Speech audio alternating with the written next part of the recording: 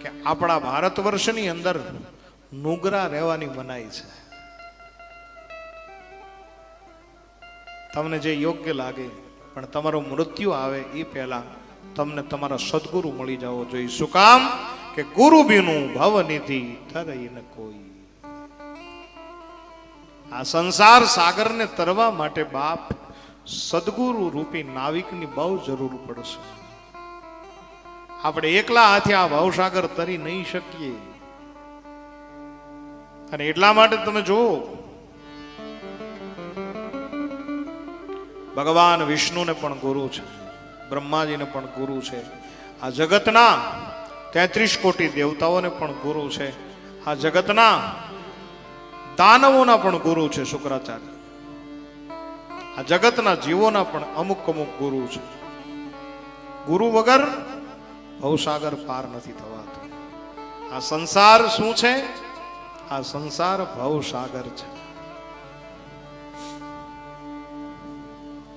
અને આ ભવસાગર એવો છે કે એ ભવસાગરમાં પાર થવું હશે તો સદગુરુ મહારાજ વગર કોઈ તમને પાર નહીં ઉતારે.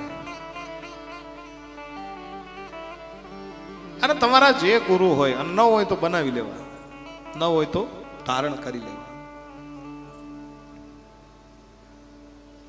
ઘણા કે ગુરુ મળે કેમ? ગુરુ કઈ રીતે મળે? ગુરુને ગોતવા જવાય? અને તમને કથા હાલે છે એટલે કહી દો, ગોતવા કે ગુરુ નહીં મળે, કઈક બીજું મળશે.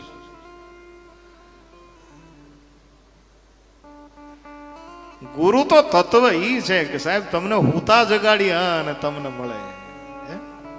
સૂતો રે જગાડ્યો મને દેશ દેખાડ્યો, અલગ પુરુષ ઓળખાયો. આ તત્વ ગુરુ છે. ગુરુ ગોતવા કે નહીં મળે. તમે ગોતવા જશો ને ફાફા મારીને થાકી જાઓ, કઈક બીજું મળશે. તો આપણે ગુરુને પ્રાપ્ત કઈ રીતે કરવા? ત્યારે માત્ર હું એટલું જ કહું કે તમારે જો તમારા ગુરુને ગોતવા હોય તો તમે તમારું શિષ્યત્વ નિર્માણ કરો. શરૂઆત આપણાથી કરો. અને એક વખત જો શિષ્યત્વ નિર્માણ થઈ ગયું તો ગુરુ સામેથી ગોતવા આવશે તમને. શરૂઆત તો આપણે કરવી પડે ને. આપણામાં જ કાંઈ ન હોય તો ગુરુ ન મળે. પણ એક વખત જો શિષ્યત્વ તમારું નિર્માણ થઈ જશે તો ગુરુ તમને ગોતતા આવશે. કેટલા દાખલા આપો? એના દાખલા તમને કેટલા આપું? એક વખત રાજ ને પાટનો ત્યાગ કરી અને પરીક્ષિત મહારાજ ગંગા નદીના કિનારે આવી ગયા અને શિષ્યત્વ નિર્માણ કરી લીધું અને સુખદેવજી મહારાજની પ્રાપ્તિ થઈ ગયા. આ ગુરુ અને શિષ્ય મળી ગયા.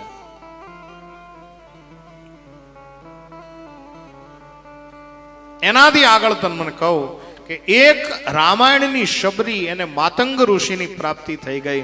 અને ગુરુ કરી શું શકે? ગુરુએ એને એવું કીધું કે તારે ક્યાંય ભટકવાની જરૂર નથી, રામ આપણા આશ્રમની અંદર આવીને તને દર્શન દેશે. આ ગુરુનું કાર્ય છે સાહેબ. ક્યાંય ભટકવું ન પડે. ભાણદાસ કે ભટકીશમાં મથીલે તારા અંતરમાં. એક વખત અંદરનો માયલો જો જાગી જાય તો સદગુરુની પ્રાપ્તિ આપોઆપ થઈ જાય છે. ગુરુ છે એનું કામ છે ચુંબકનું.